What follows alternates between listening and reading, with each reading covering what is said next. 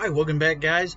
Right now, we are going to go through the KU's game this past Saturday and also K State's game this past Saturday. We will talk about the Chiefs in another video. Um, so let's go ahead and start off with the Jayhawks as they lost to UNLV Rebels to 23-20, making them start off the year 1-2. It was a horrible loss by KU. Jalen Daniels was 12 for 24 on passes for 153 yards, 2 interceptions, and ran the ball for 65 yards and had 2 rushing touchdowns, averaging about 6 yards a carry, and had a QBR of 56. But Jalen Daniels has not been the guy to be able to throw the ball.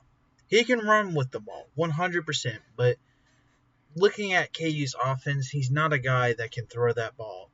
Uh, he's got the resemblance of Lamar Jackson. I just don't. He can't throw the ball that well. And if he can throw the ball that much more better, they can win this game. Honestly, by a lot. Devin Neal, their running back, had a good game. He had a good game as he had 23 carries for 120 yards, averaging about 5 yards a carry. And he was doing so good. He was good all that game, and it kind of just felt like they gave up on him in the second half and didn't want to run the ball. Defense had a rough first half as well, but they did bring it back in the second half, slowing UNLV just a little bit. But, if your offense isn't able to, score that much in the second half, it's not going to really help you if you can't. There's only so much that the Jayhawks defense could do. There was a point in time where they could have won that game. There was a fumble from Rebels quarterback Michael Suka, and they couldn't recover it. Don't know how, because there was about 8 to 9 guys, defense Jayhawk players that were right there that could have just hopped on that ball. Most of them were trying to scoop it up and try to, and run with the ball. That is not something you want to do, especially at this point of time where you can grab that ball, shoot clock out, and, win the game. The play calling was honestly just terrible as well. If the passing game is not working, you're in the fourth quarter and you're top 20 in rushing yards in the NCAA football, run the ball, chew the clock out.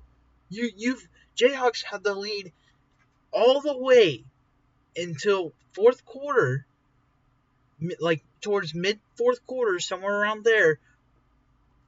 They had that lead the whole entire time.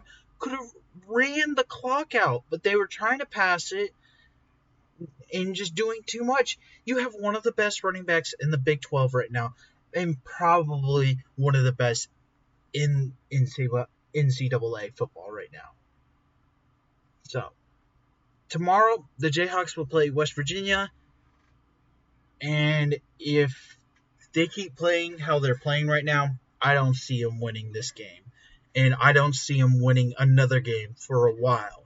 Until they can get their situations fixed, I don't see any wins going to come out from the Jayhawks. I think they lose this game tomorrow at West Virginia. Maybe they wake up and realize, okay, let's fix our mistakes and win this game. They might be able to do that. I don't think so against West Virginia. West Virginia's had a rough start as well, but they are 1-2 as well. But they have a way better defense than any other teams that KU has played right now, and they've been playing a lot harder teams than KU has.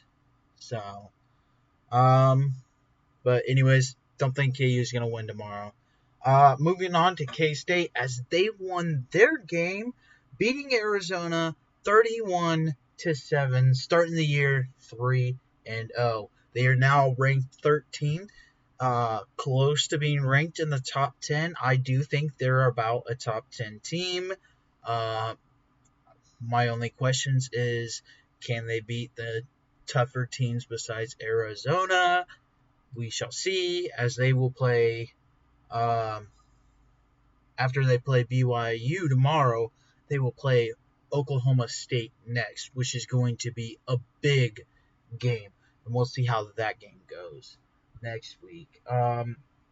Avery Johnson was 14 for 23 on pass completions for 156 yards, two passing touchdowns. Didn't throw an interception. Also ran the ball for 110 yards, averaging 6.5 yards a carry. DJ Giddens also had a, a decent day for him, 86 yards, one touchdown. The defense for the Wildcats was just amazing all day. There was just one player on the Arizona's wide receivers that they couldn't stop.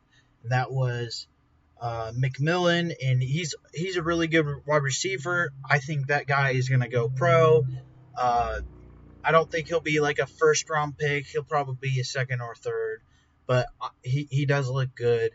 Um, didn't allow Arizona to score since their first drive. That that was amazing by our defense, and it just shows that you know the K-State has one of the best defense in the Big 12, if not the best defense. Obviously, Arizona is not a tougher team. I don't think Arizona is as good as Oklahoma State. So, but Arizona was definitely a tough opponent, and the way we beat them was pretty good. Definitely, special teams once again prevailed for the Wildcats as Dylan Edwards took it to the house from a punt that 71 yards. Good. Oh, that dude had so much space on that left side. It was just amazing to watch that. Not really much on this game about the Wildcats overall. It was just a dominating game by them, and they were just able to play good and pull through. Tomorrow, like I said, they will be taking on BYU. They will be at BYU at 9:30 tomorrow night.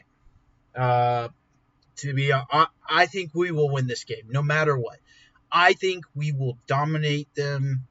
BYU hasn't played anybody good this year, and they are 3-0 as well. But all the teams they've played are teams that aren't even. They're just not that good. I believe they played. I don't remember who they played. I know they played in FCS school, Wyoming, and I don't remember the 13 they played. But you know, and some of those games were close. I believe actually the Wyoming game was a pretty close one. Um, so I think K State starts 4-0 in the year. Um, and hopefully that will get them to be ranked top 10. I think K State's definitely a top 10 team, and they just look good. So hopefully they'll win tomorrow. All in all, great by K State, horrible by KU. KU has a lot to work on, and hopefully Jalen Daniels can get better at the passing game. I'm not gonna say Avery Johnson had a better game with the passing game, as he almost missed almost 50% of his, but definitely was a lot better. And then Jalen Daniels didn't throw any interceptions, didn't have any turnovers.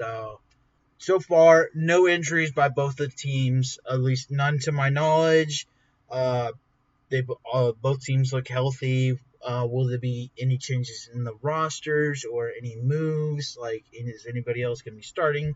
I don't think so. I think everybody's going to be starting how they are. So, anyways, thank you guys for watching, and I will talk about the Chiefs in the next video. Bye.